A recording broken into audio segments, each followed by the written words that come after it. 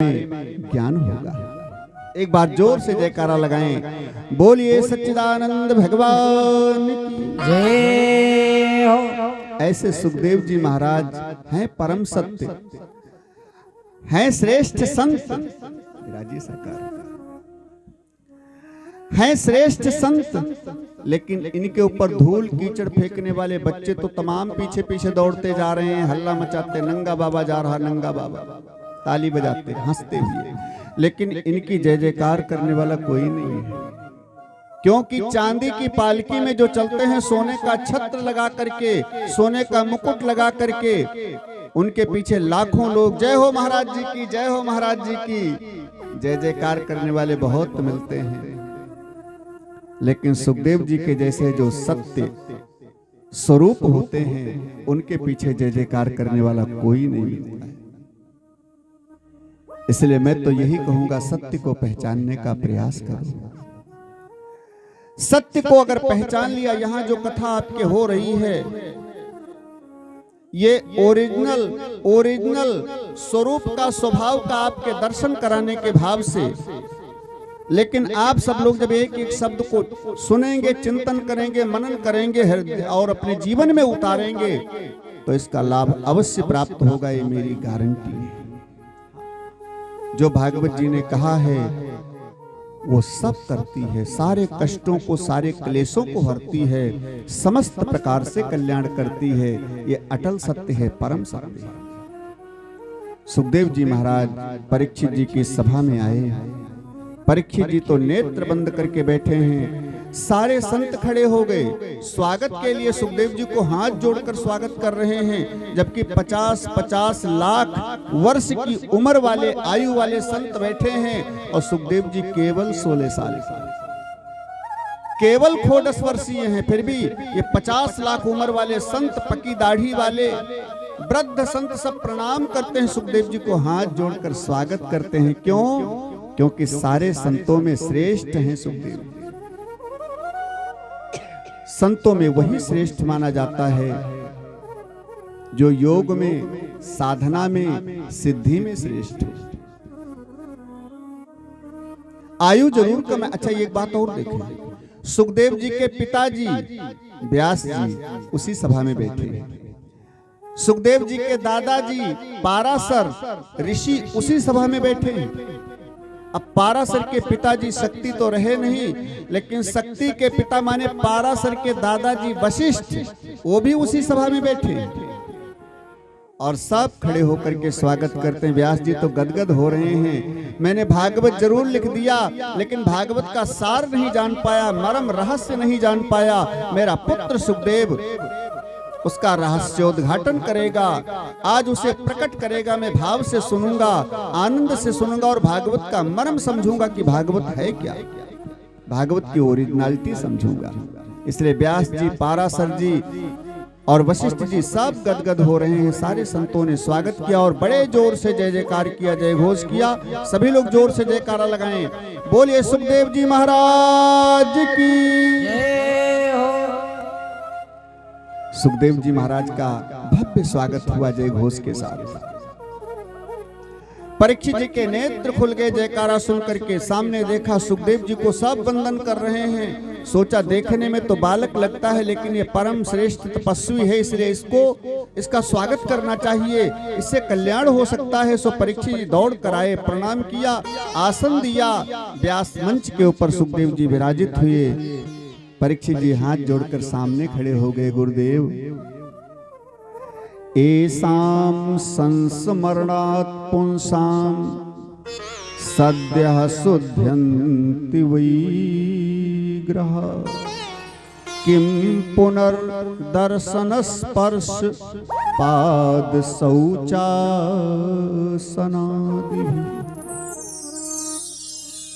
एसाम संस्मरणात् पुंसाम माने आप जैसे संतों का केवल नाम स्मरण करने मात्र से ही कल्याण हो जाता है, और महाराज जिनका केवल नाम स्मरण करने मात्र से ही कल्याण हो जाता हो, उनके कहीं दर्शन का लाभ मिल जाए तो आनंद ही आ जाए।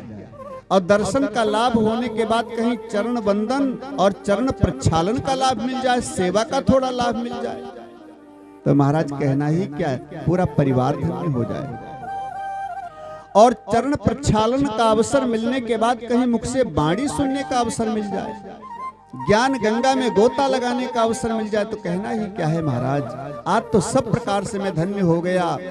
आपका नाम जो पावन करने वाला है, आपके मंगल दर्शन मिल रहे हैं, आपके चरण वंदन का लाभ मिल रहा है, चरण प्रक्षालन का और सेवा का लाभ मिल रहा है। महाराज आपके मुख से वाणी भी सुनने को मिलेगी, ज्ञान गंगा भी प्रवाहित होगी, गोता लगाने को मिलेगा। आज तो सब प्रकार से मैं आनंद में हो गया, मेरा पूरा कुल धन्य हो गया, परिवार धन्य हो गया, पूर्वज मेरे तृप्त हो गए नाथ।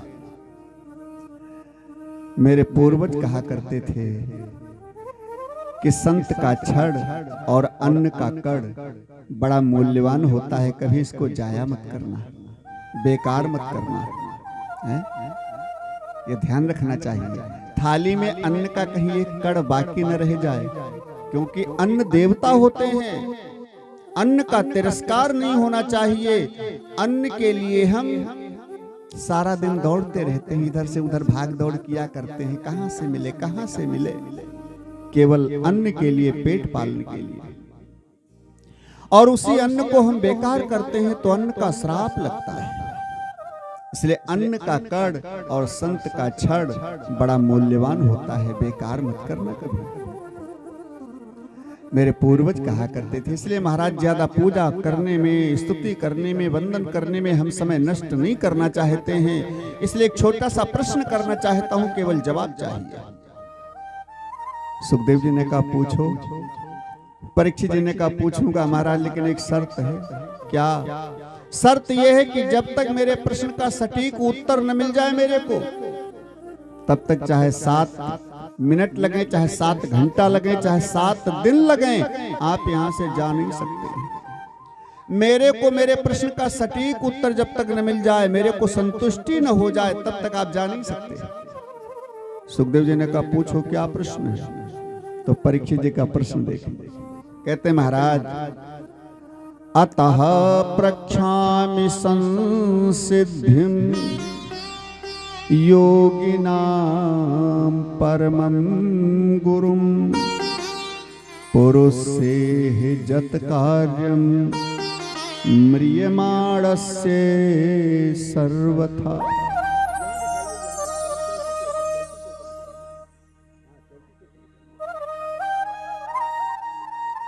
थोड़ा जगह बना वही बैठा लिए जगह बना के।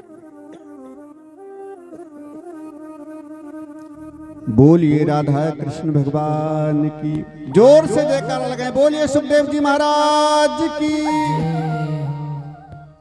महाराज इसलिए छोटा सा प्रश्न पूछ रहा हूं, आप योगियों में परम गुरु हैं। म्रियमाणस्य सर्वथा माने मरने वाले व्यक्ति का कर्तव्य क्या होता है, या दूसरे शब्दों में समझें, 7 दिन में मरने वाले की मुक्ति का साधन क्या है, उपाय क्या है। और इस प्रश्न को सुखदेव जी सुन करके इतना गदगद हो गए, इतना प्रसन्न हो गए कि न मंगलाचरण किया, न वंदना किया, न स्तुति प्रार्थना किया, बस सीधे कथा शुरू है, सीधे कथा शुरू। क्योंकि ये प्रश्न ही सुखदेव परीक्षित जी का इतना श्रेष्ठ है। सुखदेव जी, परीक्षित जी कहते हैं महाराज, 7 दिन में मरने वाले की मुक्ति का साधन क्या है। सुखदेव जी कहते हैं राजन, दुनिया में जो भी आया है, पैदा हुआ है, सबको 7 ही दिन में जाना है, सबको 7 ही दिन में मरना है। क्योंकि 8वां दिन आज तक कोई बना नहीं है। दिन 7 ही होते हैं ना, 8 तो नहीं होते, दिन 7 ही होते और 7 ही दिन में मरना है।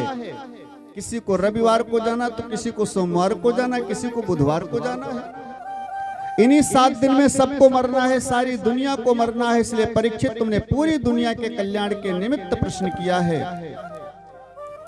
और जो पूरे संसार के कल्याण के निमित्त प्रश्न करते हैं, ये प्रश्न तो संतों को बड़ा अच्छा लगता है, बड़ा श्रेष्ठ लगता है।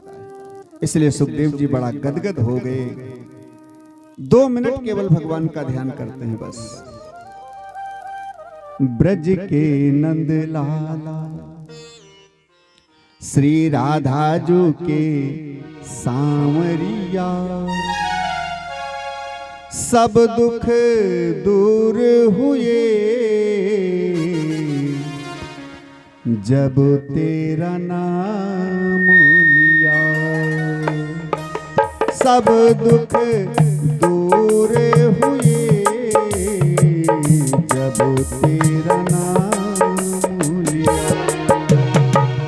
ब्रज के नंद लाला श्री राधा जी के सांवरिया, सभी दुख दूर हुए जब तेरा नाम लिया।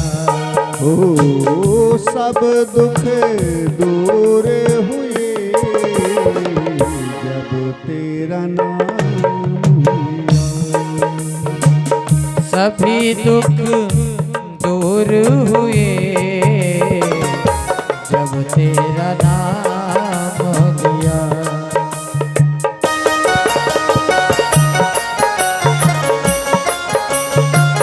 हरि बोल।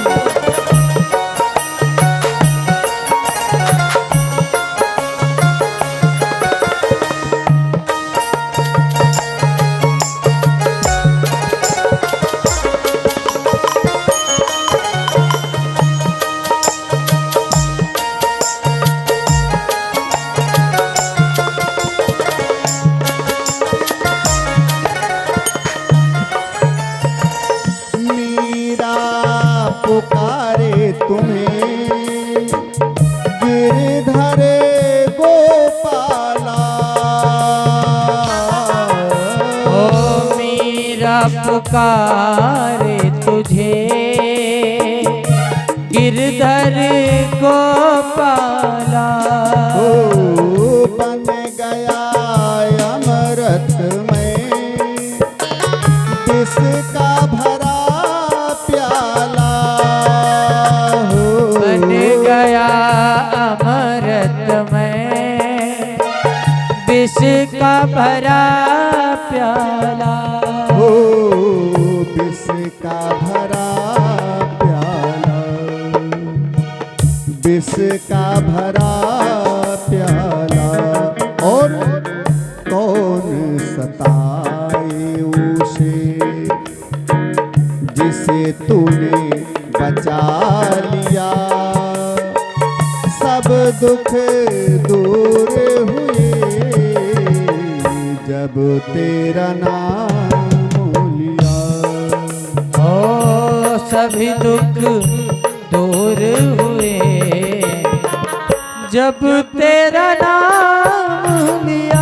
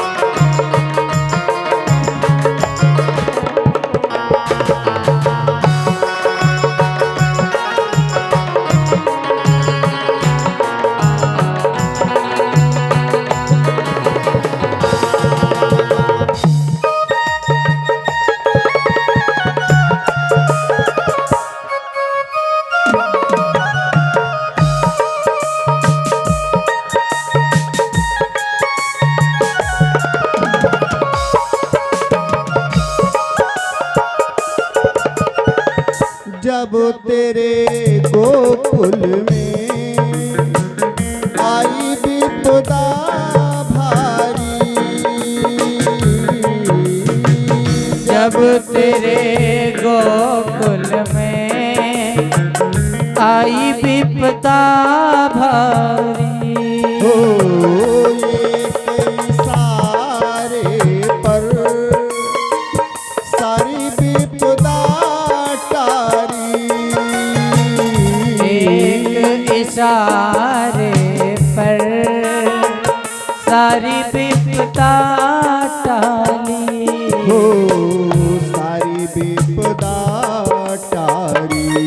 तब उठ गया गोवर्धन, उठ गया गोवर्धन। अब जिसे तूने उठा लिया, सब दुख दूर हुए जब तेरा नाम लिया। सब दुख दूर हुए जब तेरा नाम लिया, जब तेरा नाम लिया।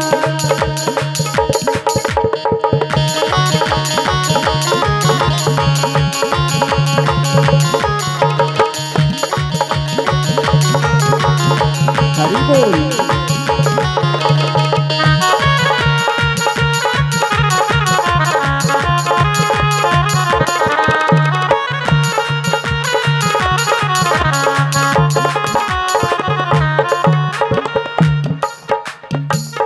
नैनों में श्याम बसे, मन में बनवारी। नैनों में श्याम बसे, मन में बनवारी। हो सुधि बिसराए गई, मुरली की धुन प्यारी। सुधि बिसराई गई, मुरली की धुन प्यारी। हो मुरली की धुन प्यारी। मेरे मन मंदिर में, मेरे मन मंदिर में रास रचाओ रसिया। सब दुख दूर हुए जब तेरा नाम लिया। सभी दुख दूर हुए जब तेरा नाम लिया। ओ ब्रज के नंद लाला, श्री राधा जो के सामरिया। सब दुख दूर हुए जब तेरा नाम लिया, जब तेरा नाम लिया, जब तेरा नाम लिया, जब तेरा नाम लिया। बोलिए गोविंद भगवान की। प्रथम स्कंद का विराम होता है और द्वितीय स्कंद प्रारंभ होता है। सुखदेव जी दूसरे स्कंद के भागवत से बोलना शुरू करते हैं। अब देखें सुखदेव जी के मुंह से पहला अक्षर और पहला शब्द कौन सा निकला है। यही तो मर्म की बातें हैं, यही समझना है। सुखदेव जी बोलना शुरू करते हैं, कहते हैं राजन वरीयाने सते प्रश्न क्रतो लोकहितो नृप आत्मवित्त सम्मतः पुंसां श्रोतव्या दिखुयः पर। वरीयानेस माने अति उत्तम। अच्छा एक बात देखिए, सुखदेव जी के मुख से पहला अक्षर कौन सा निकला, तो वाह। वरीयानेस, वरीयानेस का पहला अक्षर वाह। क्यों? ये वाह अक्षर ब्रह्म का द्योतक है। ये वाह अक्षर ब्रह्म का बीज मंत्र है। ब्रह्म, ये ब्रह्म का बीज मंत्र है। कहते हैं जिसके अंदर जो भरा होता है वही निकलता है, वही प्रदर्शित होता है, वही प्रत्यक्ष होता है जिसके अंदर जो भरा होता है। मिर्ची खाई है तो खीर की डकार थोड़े आएगी, जो पेट में भरा है डकार तो उसी की आएगी। इसलिए जो भाव अंदर भरा है मुंह से शब्द भी वही निकलेंगे। अगर अन्यथा बातें मन के अंदर भरी हैं तो मुंह से जरूर गलत अपशब्द या उटपटांग शब्द निकलेंगे। शब्दों को सुन करके पहचान हो जाती है कि इनके मन के भाव क्या हैं, इनके मन के अंदर क्या भरा हुआ है। तुलसीदास जी ने रामचरितमानस की रचना की तो सबसे पहले वा अक्षर का प्रयोग किया है। वर्णानामर्थ संघानाम रसानाम छंदसामपि मंगलानाम च कर्तारौ वंदे वाणी विनायक।